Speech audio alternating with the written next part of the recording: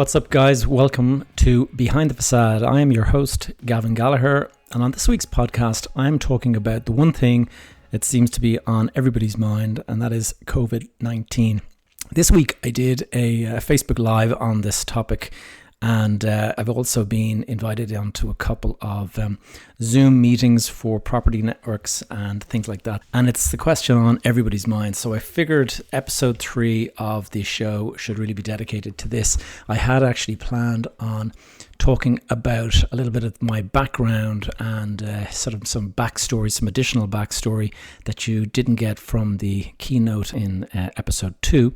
But maybe you can let me know whether you'd like that or not. I'm kind of reluctant to post stuff about my history because I think I've talked about it enough in the last couple of weeks.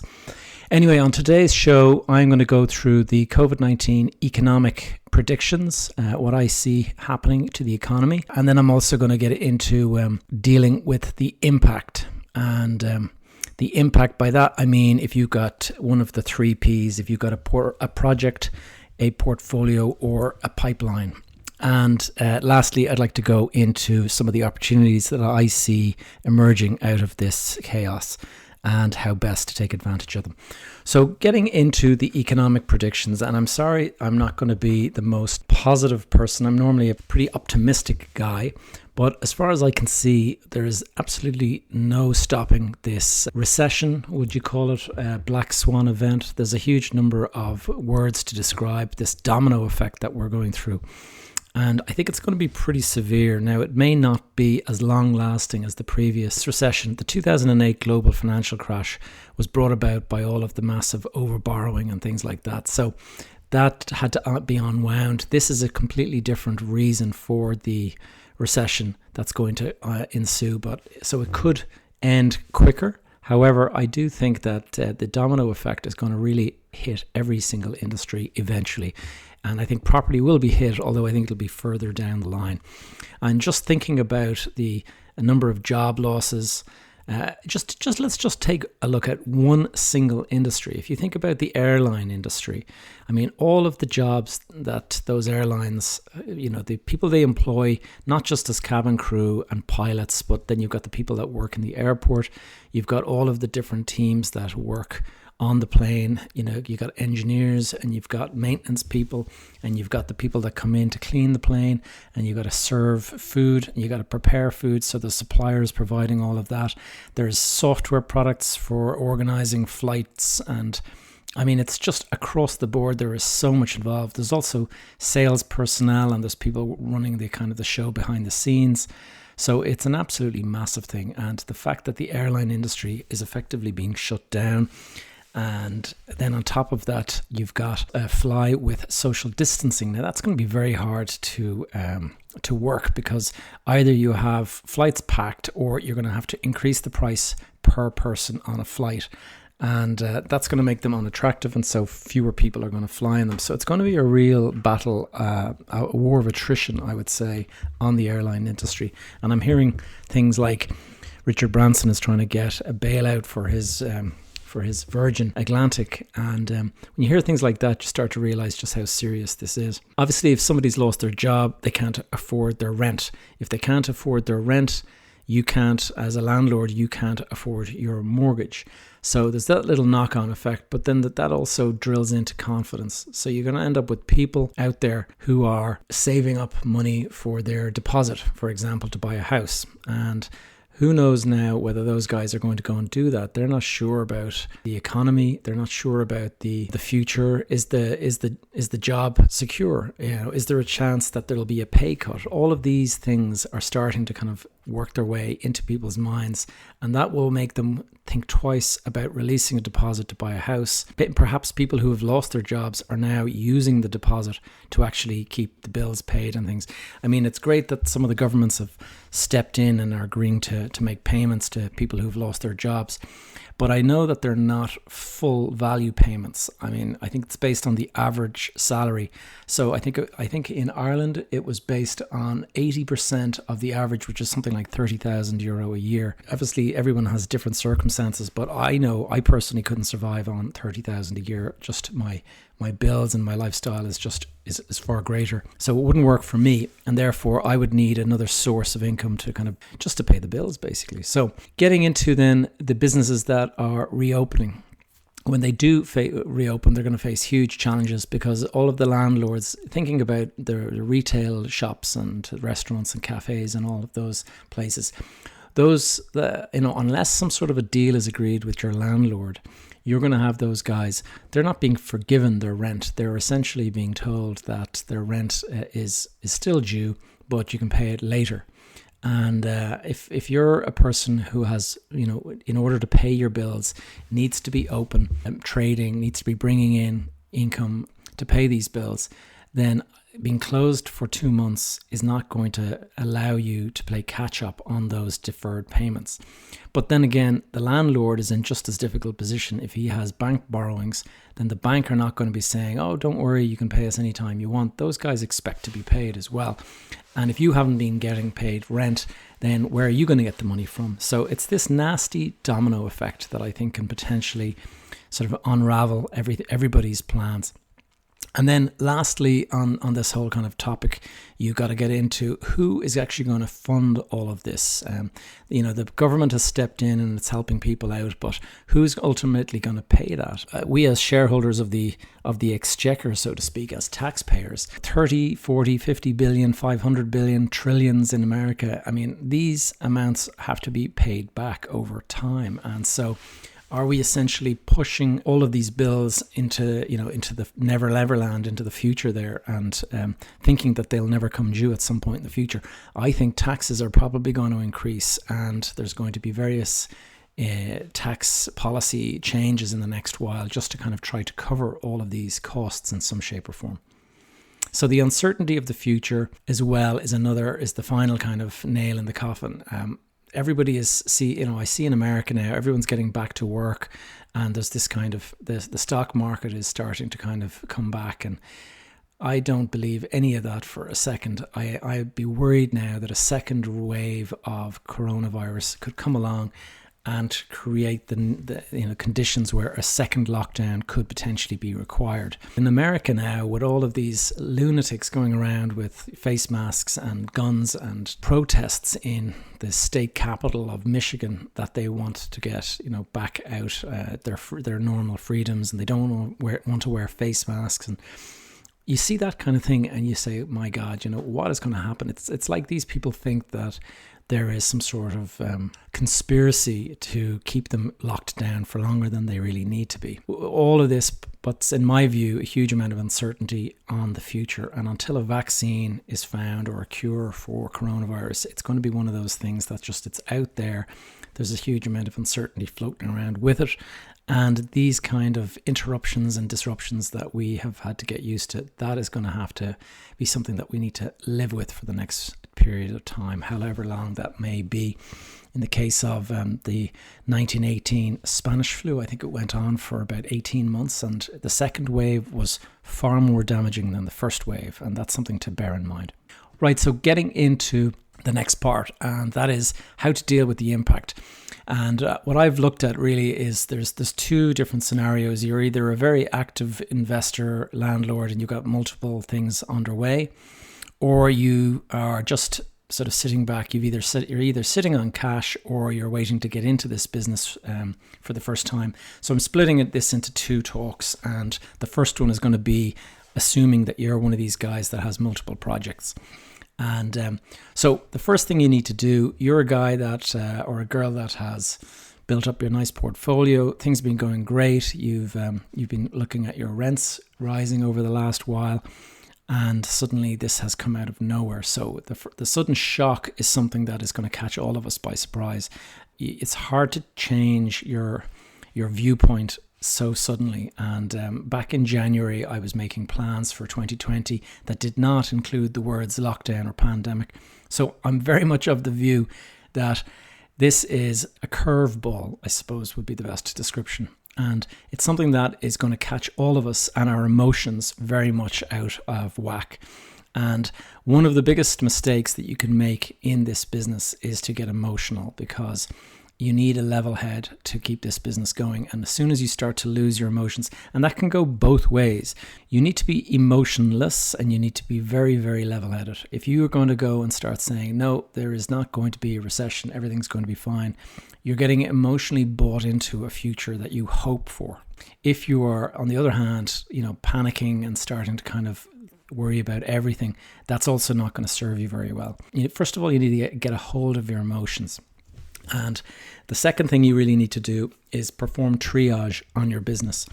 And I talk about the 3 Ps, your projects, your portfolio, or your pipeline.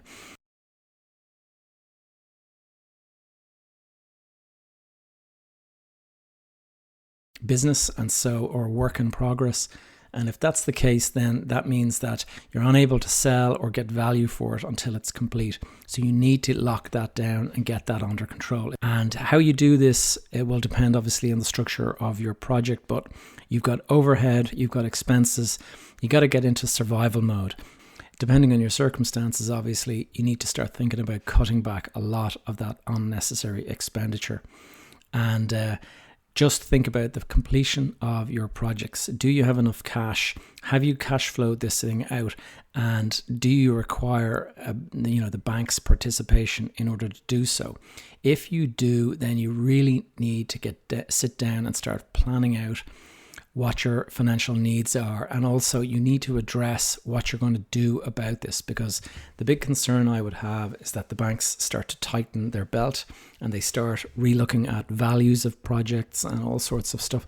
And you could be in a situation where you've agreed that you're going to draw down X million over a certain period of time, and then find that you actually have been cut and your credit limit has been reduced or something, or the bank now wants to revalue the project, revalue your sales at the end of the project. All of this is something you need to get ahead of. The worst thing you can do is walk into that bank. If there is a meeting called, is that you walk into the bank unprepared for the discussion. And the discussion will most definitely be around, it's not one where you're going to reassure them that everything is perfectly fine. You need to be able to show that you've looked at this hard-nosed, looking at the numbers, again, without any emotion, and just simply look at it. How has the project performed? Are prices dropping in the area? You need to go out and start looking at those kind of things, because nobody likes to accept it. But if you don't accept that there is going to be reduction of prices during a recession, then you're kind of deluding yourself and you're setting yourself up for a fail. Because, you might find that your houses that you're building are for sale at a certain price that you figure is a very reasonable price. But all you need is another guy down the road to be under a little bit more pressure, and he decides to drop his prices before you drop yours. Next minute you've got competition. Now you look expensive comparatively, and that could either delay the time it takes for you to sell the houses, or it could just delay, it could also just force your hand and you end up having to drop your prices. So stress test your portfolio, your projects, have a look at how it performs. Are your banking covenants all looking good, or have you started to stretch out? Anyone who was heavily leveraged is going to be in a difficult position now, because as values fall, you thought you had plenty of headroom with equity in your portfolio.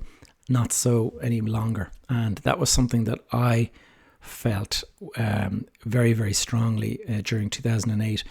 I had a very strong portfolio. I had quite a bit of borrowing, but I thought I had about 30% more portfolio equity than there was debt. And so I felt I was in good shape. Then the market collapsed by 60 to 80%, and I ended up millions in the red. And I had 3 banks coming after me, looking for me to make sales and dispose of assets at the bottom of the market. So it was very, very difficult. And when I look back and think about it, there was a couple of mistakes that I made. I didn't accept the price had dropped. I wanted to believe that I was worth X and not Y, and therefore I was deluding myself. And that is, again, emotion getting in the way. In fact, what you could also call it is ego. And It's part of my 3 E's that I talk about that will always catch you out: your ego, your emotions, and the economy. And I've already talked about the economy. That has caught us all out. And the next thing that will catch you out is either your emotions or your ego. And by ego, what I mean is when somebody comes along, if you need to sell some assets, if somebody comes along and offers you a price that is significantly reduced to where you believed the property sat only 3 months ago, don't get your ego in the way. A lot of people take insult at this kind of what they think is cheeky lowball offer. But the reality is that the prices have fallen, and you just need to be very careful that you're not ignoring something because of your ego. And everyone loves to have their ego stroked and think that they're a fantastic, smart person who made this amazing decision to buy this property and it shot up in value and now you're a millionaire. That changes very quickly when the market shifts, and you can find that you're holding on to this fantasy price that you believe your property is worth, that gives you that ego stroke. And just be careful that that is not something that you're carrying there, but at the back of your mind. Of course, it's helpful to have some self-confidence and all those things, but just don't let the ego creep into the decision making where you turn your nose up at a price that, whilst it might seem insulting, it is actually possibly a fair value in the market. Now, looking at what else we've got portfolio, you should review your assets for weakness. Have a look at tenants on your schedule, and are they all up to date? You need to be checking that now very carefully on a monthly basis or a quarterly basis, because you're going to find that guys are in difficulty, and you need to know the moment somebody is in difficulty, you need to know about that so you can try to deal with it. You also need to know, are the assets that you've got, have you got a core asset class in your portfolio, or are you just a bit of a hit and miss with lots of different investments? I think it wouldn't be a bad idea for you to sit back and have a think about what your portfolio could look like in the future if you were to shed some of the assets that you've acquired. And by that I mean just perform kind of an overall review and think to yourself, is this asset something that I can see myself being involved in the next couple of years, or is this something that I'm really better off just trading now? Get rid of it, maybe drop some of the levels of your debt, or whatever you need to do to just get things under control. Your bank could well request that you start selling assets, so you need to think in advance which asset it is that you're prepared to sacrifice. Think of it as a pawn on the chessboard. If you don't come up with it, your bank will tell you which one you're to sell. And so it's far better if you go in with a realistic view of what your portfolio composition is and which assets are best for the disposal, and even go so far as to possibly have gone out and checked the price and show that the drop in prices illustrate that you're looking at this with wide eyes and that you're not taking this with your head buried in the sand. So many people just live in denial in these situations, and this is super important because the banks will know straight away. As soon as you leave the room, they start talking amongst themselves and they say, okay, this guy is delusional. He thinks that he's still doing great. Whereas if they're talking to somebody who demonstrates realism and that is very much seen to be proactive, has gone out, got valuations and all that, they're going to see you as somebody they can work with, somebody who's not living in the clouds, and that's going to stand to you, and it'll probably allow you to hold on to the assets that you particularly want rather than the bank forcing your hand. You're going to have people coming to you looking to delay rent and things of that nature.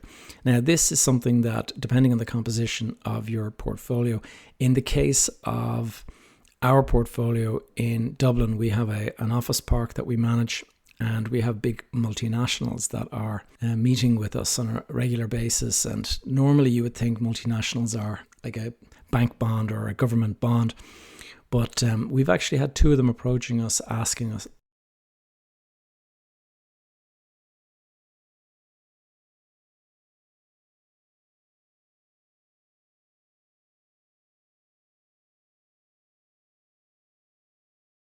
But with multinationals, it's slightly different because there's lots of shareholders and there's all of this pressure in the stock market a lot of the time. And we've done these quick reviews of our tenants' financial situation.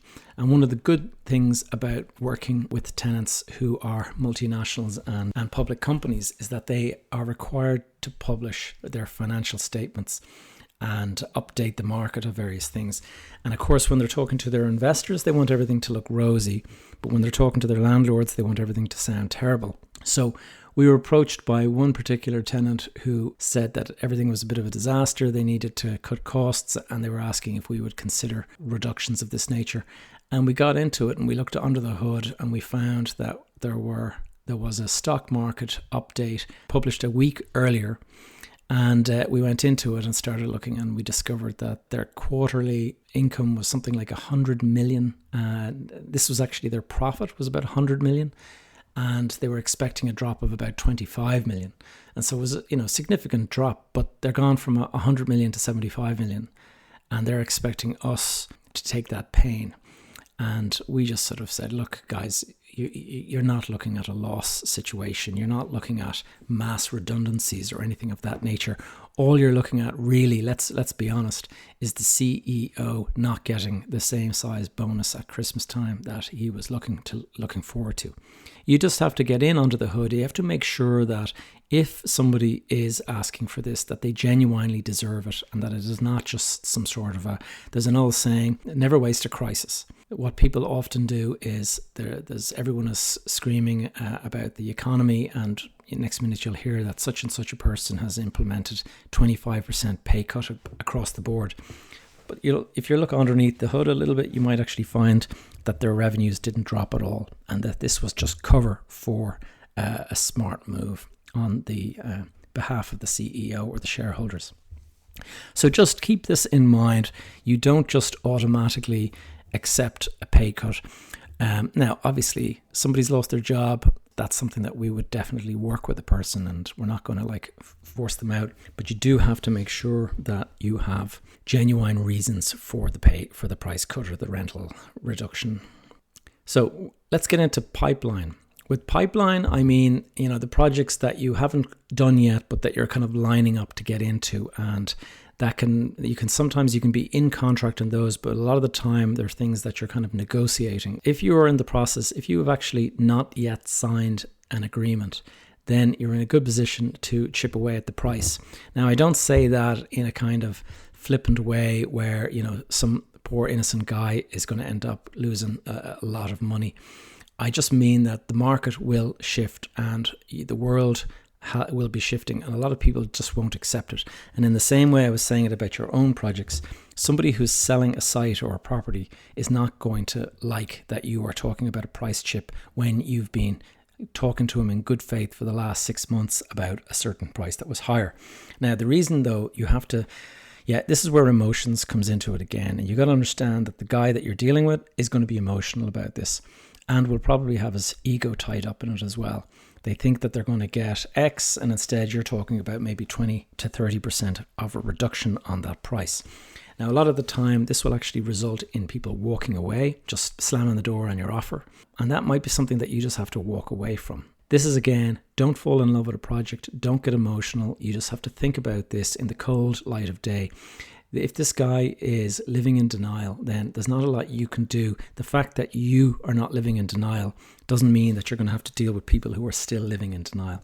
And that is going to be something that is going to throw a spanner in the work of a lot of pipeline deals.